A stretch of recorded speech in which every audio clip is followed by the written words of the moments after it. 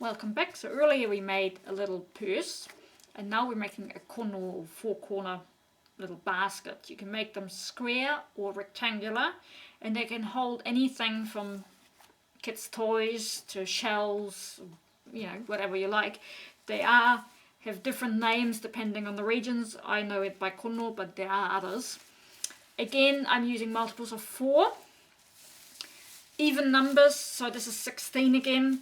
And we're starting the same way as this one, as a purse, by doing a crisscross of over under one of these strips and top and tailing as we go. Just a quick reminder.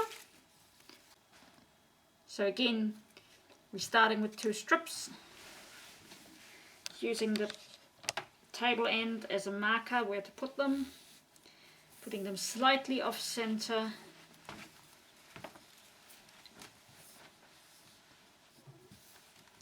And try to have them roughly at the middle.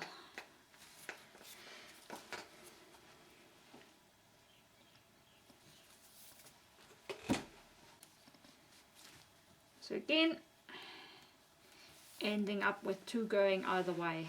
And then we just built this one up to 8 and then this one up to 8, just as before on the purse.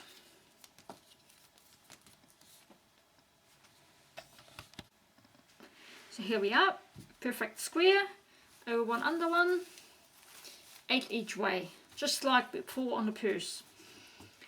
With a kono, you basically end up having 4 corners, and not the corners where your pegs are. Your corners will be in the middle of each side. That's why they need to be even. So if you have 8 on either side, so the middle would be at 4. Now a lot of people find it easier if they use pegs at this stage and mark the middle somehow. However you remember it, you know, it's really up to you. But ideally, you just count them, hold them in your hand. And what you do then is, see, between those 2, so you've got 1, 2, 3, 4, 1, 2, 3, 4. And the first one goes across this one, see, over, under, over, under. So it comes out on the other side. This is your first corner. The second one equally goes, because we're always working under 1, over 1, so this one goes under, over, under, over 1. Right, third, over, under, over, under, and last but not least, under, over, under, over. Now you can see it's not perfect, it's not a real good corner. So now you lift this whole thing up and use your index finger. Okay, put your index finger where your corner will be. And then you gently pull. Pull this one in, that one in, and that one in. Right, manipulate it a little bit. You may have to pull those ones as well a little. Just be gentle. If you pull too fast, the whole thing comes loose. Right, so now here you go, have a perfect corner. So that's your number 1. Put a peg or a bobby pin. I do bobby pins. And then you either move clockwise or anti-clockwise. That's up to you. I always move this way. So that's why you leave those side ones in. Otherwise you don't know where your middle will be. So you again start at that one, at your bobby pin. 1, 2, 3, 4. That's your middle. 1, 2, 3, 4. Here is your next bobby pin. And do the same thing. Start with the middle 2. Move this one over, under, over, under, only the 4 at this stage. You don't need to move it any further than that. Next one, under, over, under, over. Next one, over, under, over, under. And last but not least, under, over, over.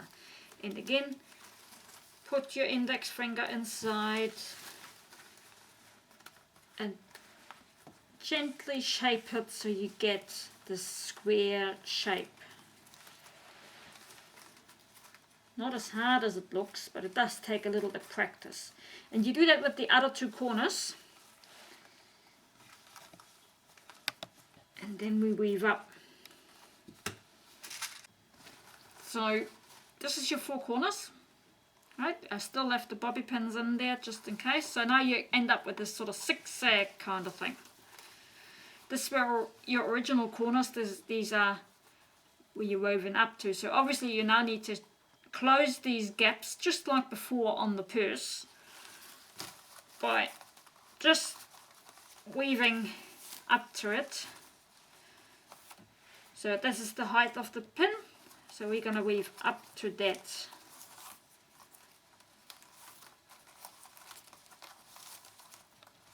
And always keep your thumb on your ara so that you don't go higher. See how you go all at the same line? That's what you want. So at the beginning you may have 2 and then suddenly it just becomes less. There we go.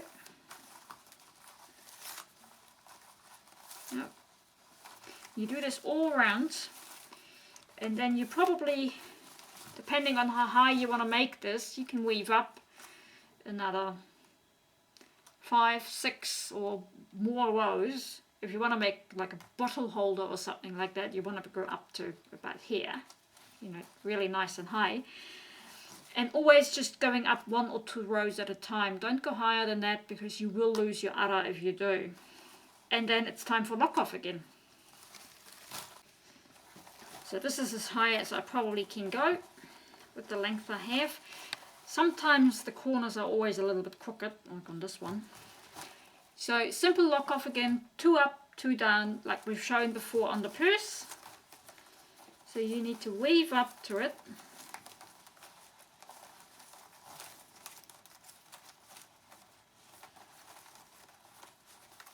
There you go. So there is your 2 up, 2 down, 1 across. Pull this one over, up, across. There you go. And you do this all the way around to lock it off. Then tighten just like the purse, and then your kono is done. So finished kono. This one is a bit wonky. They can be made rectangular, like in paper trays or a case for your sunglasses, those sort of things. You can make them higher as a bottle holder. You can make a handle on them if you like, so you can have it over your shoulder. You can put your pens in it or your sweets, or can use it for your Christmas presents. So these are really universal. So pretty easy to make, not a lot of effort. 16 strips is what this one took. You can make them really, really big or really tiny, small.